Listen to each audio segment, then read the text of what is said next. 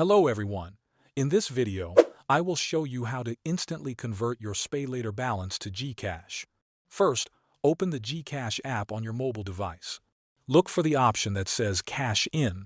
Tap on it to open the Cash In menu. In this menu, you will see several options including bank accounts, remittance centers, and bills. Tap on Bills to continue. After tapping Bills, you will see different categories of billers. Scroll through the categories and select Others. This will show a list of all billers that do not fit into the main categories. From the list of billers, find SPay Later. Tap on it to proceed to the next step. If you cannot see SPay Later immediately, you can use the search bar at the top of the list to type in SPay Later.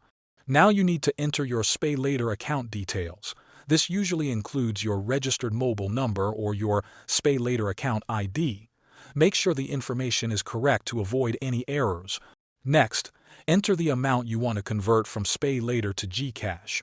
Double-check the amount to ensure it is correct. Thanks for watching.